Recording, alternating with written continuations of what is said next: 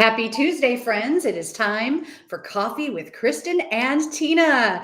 Kristin, good morning and welcome to Coffee with Kristin and Tina. We are your hosts. This is Kristin Odell with KLO LLC, and I'm Tina Prigge with Vagabond Creative Studios. So good to see you this morning. Good to see you too. I have a confession though. Oh, let's hear it. I'm not drinking coffee this morning. I'm not either. I drank a lot of coffee already today, and you ever have that point where you are coffeeed out, you just can't do anymore? That is where I'm at. So I'm drinking electrolyte water right now in hopes of rejuvenating my system. I'm kind of in a similar situation. I'm totally coffeeed out. I wasn't smart enough to put electrolytes in my water, but just some good crisp water sure tastes good. Stephen, good morning to you all the way down in Fond du Lac. Thanks so much for joining us. And Mary, good morning to you too. Good morning, Mary. Good morning, Stephen. Even when we don't know it, we have this ability to channel each other and do similar things. It continues to amaze me. Yeah, me too. Me too. And so, Kristin, it looks like you're off site. Where are you? Look at these amazing paintings behind me. I am so fortunate to be live from Jason Prigge's art gallery studio in the home of Coolest Coast. How fun is that? So fun. We're in the same building, but we're not even close to each other. So like, I can't hear you in the background talking, which is amazing. Yeah. So we have some contractors working at our house today, and Jason and Tina were so awesome to make a space for me to be able to go live today. And I mean, who would not be inspired? Who would not be inspired by these amazing paintings behind me? I do often think about moving my office down there each day because the paintings are incredible. I'm so inspired when I see them.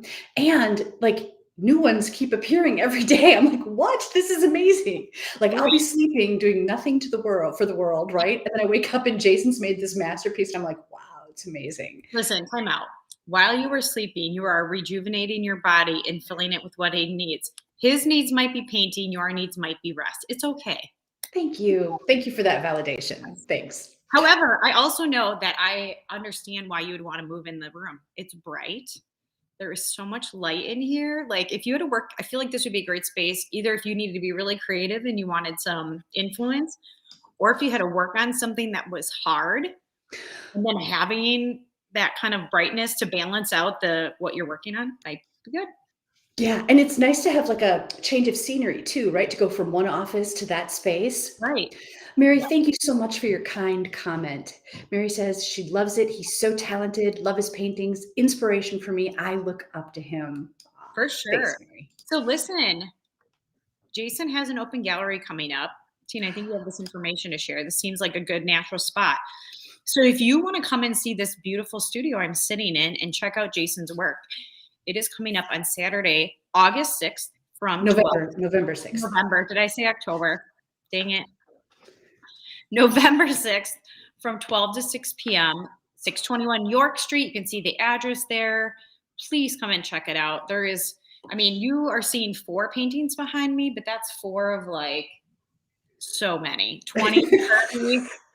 Who knows how many more will be here before then? That's 2 weeks away, right? So, if you've never seen, this is the other thing I would share. And Tina, you probably know this deep inside of you, but if you look at one of Jason's paintings, you can actually like see the brush strokes and the layering of paint that took to get that, like the image that you see in front of you. So I feel like there are really pictures that you can sit and study because you can see the handwork in it. Yeah, you can really appreciate them. You can really feel like the artist's hands and what he was trying to convey. And it's interesting because art is subjective. So, one person looking at one piece might be moved and love that piece. And that might not be the same piece that resonates with somebody else. They might, because it's a scene that is meaningful or because the way the light is, handled. It's so interesting. And I love not only looking at the art, but I also love talking to other people about the art. I love finding out, okay, which one like resonates with you? Which one do you? Yeah. Are you naturally attracted to one over another because of the color, the scene or whatever? So, so come check it out. Come hang out. We would love to chat with you about all that fun stuff. So Tina, is his painting style a particular thing? Like, is there a description for the kind of painting he does? So he is like kind of a modern impressionist style. Okay. I would not know what that means, but I'm going to trust you. Yeah, it's interesting because, like, if you look at the paintings, it's not like it's exactly rendered, right? It's not realism necessarily, Sure. but it's impressionism. So by using the brushstrokes and the light, you get the feeling, you perceive what it is, Mhm. but like when you get close, it's just brushstrokes, right? Right. It's not so it's called impressionism. That's a really cool way of describing it because I feel like that is very accurate for how his paintings look. Yeah, kind of in the style of like Claude Monet, that genre. Mhm. They really sort of originated that style, I would say.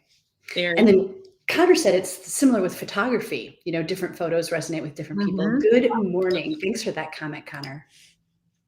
Hey, Kristen, there was a swan in Lake Michigan. I saw him 2 days in a row, and I had to ask, like, query the coolest coast and say, "You guys, is this really what I think it is? Is this a swan?"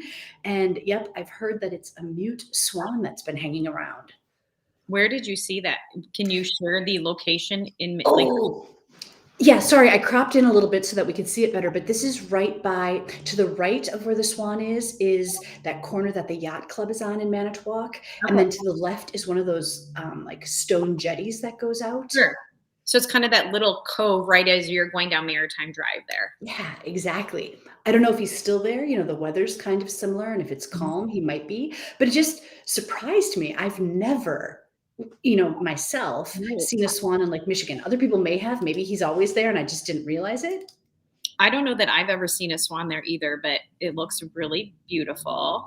And it also makes me think of, hello, swan, what are you looking at? That was a terrible impression, by the way. From Billy Madison.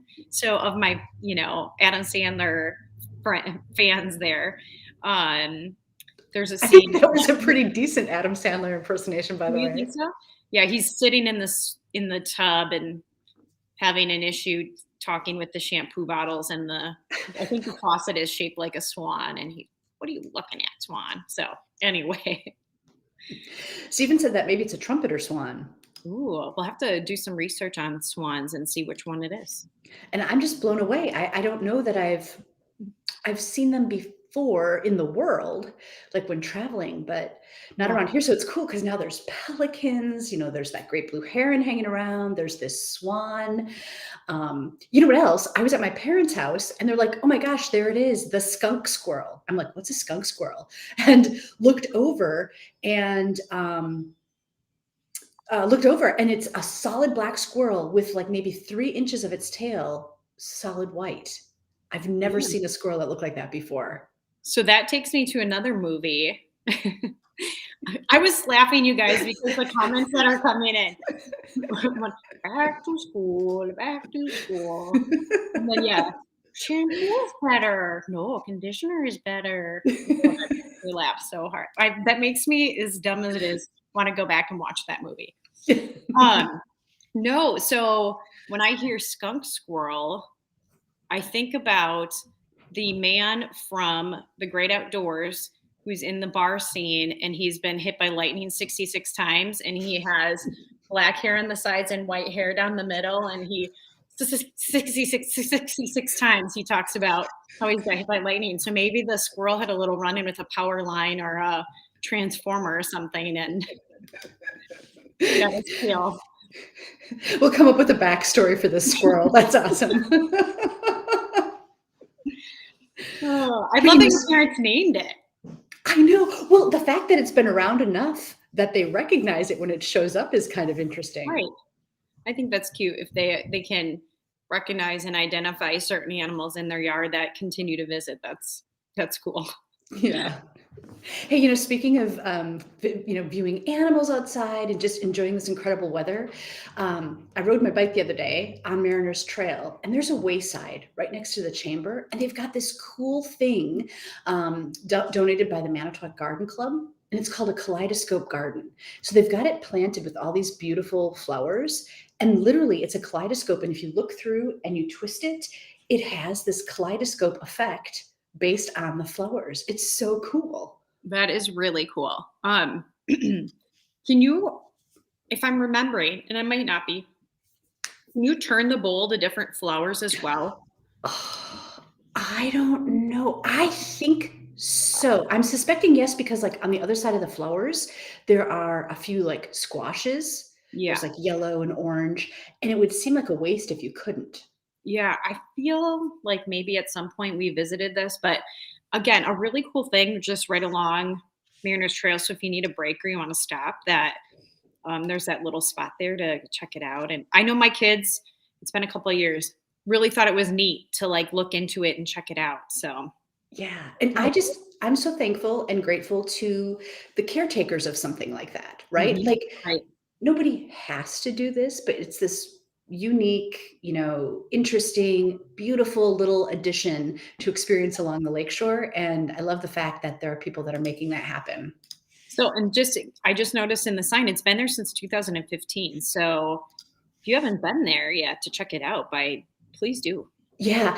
Stephen just asked in the chat, where is it located? This is right on Memorial Drive in between Manitowoc and Two Rivers. There's a wayside immediately adjacent to the Chamber of Manitowoc County. Mhm. And it's right there. There's also a sundial. It's called a human sundial. I took a Yeah. little picture because literally when I snapped this picture, it was 1:57. No, it was 12:57. Okay. And like it was exact. I was like, Yes. wait, what? Okay. So you stand in the middle, and depending on where your body shadows is what time it is.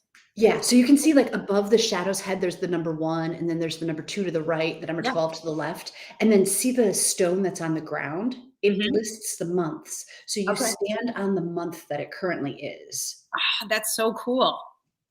Yeah, I thought so too. And that's right next to that kaleidoscope garden. That looks new.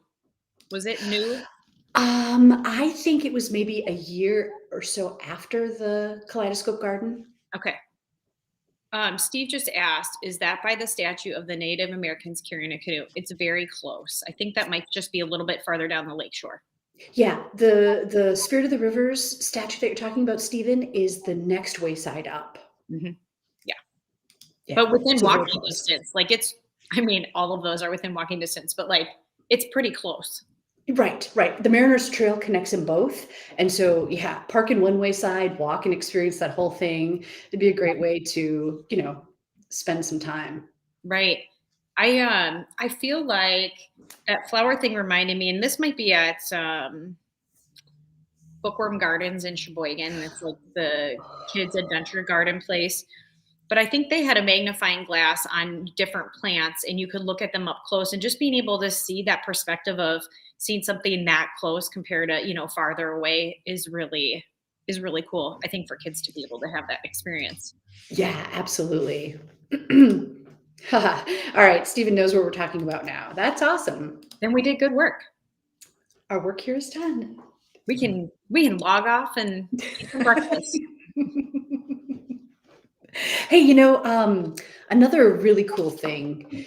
We got tickets. We were gifted some tickets to go see Fleetwood Mac and a Fleetwood Mac tribute band at the Capitol Civic Center, and it was awesome. Was it? They were so convincing. Like I thought I was seeing Stevie Nicks. That is cool. Look at that.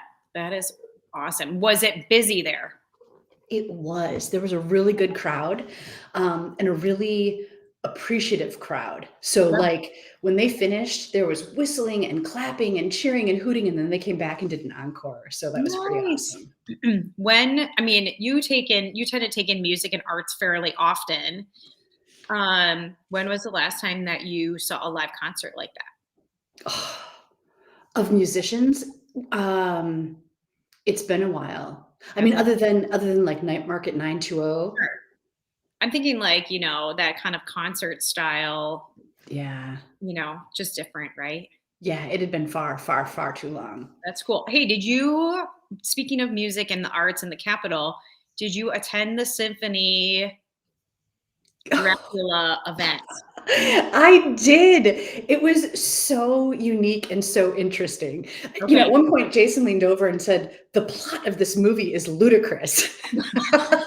And yes, the movie is from like what, 1920s silent film, right? Right. No special effects, all of that. So, you had to like be accepting of that and Right. recognize that. But it was fantastic. The Manitowoc Symphony Orchestra blows my mind. They're just so good and just Mhm. so fun and enjoyable to listen to, and it was a super cool experience. That is amazing. It's probably been a long time since they've been able to get together and play, like just coming back. So I think there's probably a lot of musical passion that comes into playing, especially that kind of music, like how fun.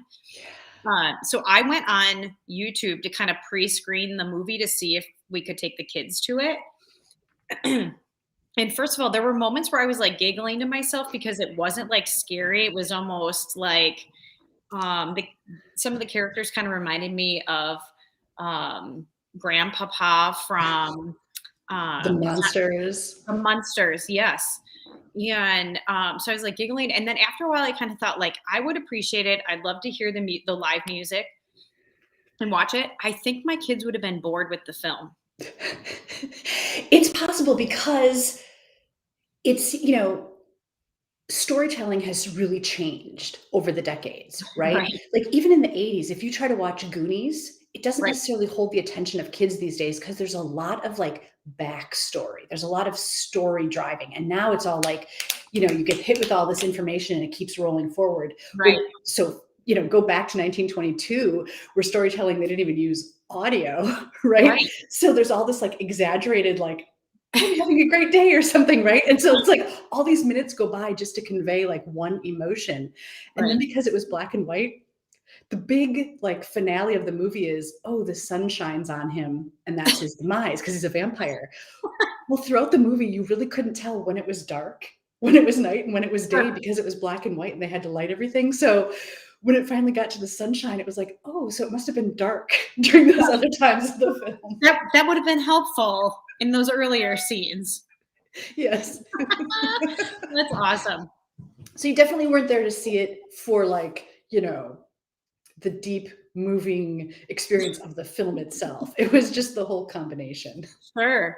Well, I appreciate you sharing that. I meant to ask you that last week, and we had such a full show that we didn't even need to talk about it. But yeah, it's a Yeah. it's a very curious thing. So Yeah, I'm glad that you asked. I'm just super glad and excited to see that that type of entertainment is happening, right here. right, right. Again, as you said, it's a unique experience. It's just something different than what you're going to see other places. I think that's awesome. Right. And something that, isn't always available either. Right, for sure. All right, what else is going on? I was going to say I don't know. I don't know what else is on our list today. We had So you guys, normally part of Tina and I's preparation for the show is to go through our pictures from the weekend and see what we did that was interesting. I didn't have any pictures from this weekend. You know what we did both have pictures of and that I totally didn't upload? Oh yeah, Was a full rainbow. you're It right. was so cool. There was this full arc of a rainbow and even a double rainbow over Manitowoc. And I think what I loved about it is like I sent it to you, you immediately sent it back to me. And then like when I checked Facebook, everybody was posting their perspective of this rainbow. It was like this communal thing that happened that like brought everyone together. Yeah. It was pretty cool. It was like I can place this because I was taking Grace to her youth event at church, which starts at 6 p.m. And we were getting ready to leave, and I was like, "It's raining and sunny. I'm sure there's going to be a rainbow." And we didn't even pull out of the garage, and it was a full, vivid single rainbow with the halos of a double. And I was Yeah. like, "Girls, this is so amazing! Like, so cool." So we drive and we get to church, and we can literally just see the huge full rainbow, like literally shining over Manitowoc. And yeah, I love that I send it and you had a picture, and then Jason's like, "Hey, I feel left out. I want to send that picture too." And you know, it's nice to just kind of feel Mother Nature shining over us sometimes. And it was so beautiful and so sunny. And there were people pulled over and like in the parking lot at church and like all over trying to snap pictures of it. Yeah, and, because the colors were so intense too, Mhm. it Yeah, it was it was it was like a show-stopping rainbow, and the it fact that was. it was the full arc, and it's funny because kind of like you, Kristen, I wasn't expecting to see a rainbow. Jason had actually called me because he was working on a painting, and he was looking the opposite direction trying to paint the sky, and it had that sort of ochre yellowish color going on. He's like, Sure. "Can you step outside and just help me describe the color of the sky?" So I stepped outside and I looked one way and then I looked the other way and I'm like, "Jason, turn around. There's like this full." So for Jason, if he was in the studio painting, was it still like far out over the lake for him to view? I'm trying to think about that perspective because, for us Oh, from home, it looked like it was out over Lake Michigan. But when I drove into church, then it looked like it was over the city. Do you know what I mean? Or like your pictures, yeah. it looked almost like it was a little bit north. Yeah, that's interesting. Huh. I don't know. I didn't ask him that. Yeah. The other thing the girls said on the way when we were traveling, which I thought was really cool, was that they felt like the rainbow was following them as we were driving.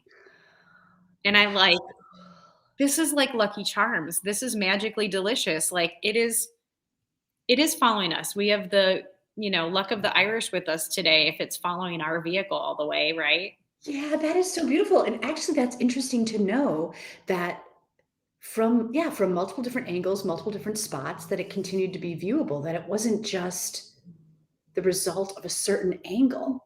Right. That's interesting. hmm Which again, it was really vivid. It wasn't like a faint rainbow. So I don't know. I just thought like again, that's the youthfulness of a just, childlike perspective, I guess. Yeah. I thought that was There's really something that just seems so magical when you see a right. rainbow. Yeah, of And I love the course. fact that people are still in awe when they see a rainbow, that we haven't We become should so be. jaded and yeah. It's such a rare thing for it to happen. So yeah, we absolutely should be in awe of those things. Yeah. Hey, Mary sent a message. She's doing like a trunk or treat thing where she works and she's doing Alice in Wonderland. And she's going to be dressing up as a female Mad Hatter. Fun. Hey, Yeah. this brings up so Halloween is coming up. So I'll just mention this. Halloween trick or treating is the city of Manitowoc at least is on the 31st on Halloween. I think it's always fun when Halloween's on a weekend and Yeah. from 5 to 7 p.m. So if that is your thing, go for it. I know there is some other times um, downtown and different places that are doing trunk or treat kind of events. So make sure you're checking out your favorite spots. I know I got an email yesterday from Manitowoc Youth Baseball that they're going to be doing trick or treating at the complex. There's 4 stations for candy pickup, and then they're doing like popcorn and hot chocolate and water out of the concession stand. Very cool. So if a person really planned it well, you could like load up on candy by doing the city trick or treating and like the youth baseball trick or treating, maybe visiting some other cities or villages or yeah, Yes, wow. absolutely. Yeah. Now I think probably a lot of villages will have it on Sunday because that's the holiday. But yeah, I think you could totally be very strategic and definitely hit up some other spots or different time windows too. Like maybe some have it in the afternoon, or Manitowoc's is in the evening, so you could cash in if you want to. The last time my son and his buddy went trick or treating, they kind of strategically planned it. They had a huge sack and they ran. And then, like an hour in, they came home and they dumped out their candy and then they ran and went like the opposite direction. By the end of the night, we literally weighed their bags. They each had 50 pounds of candy. Oh gosh. Oh my word.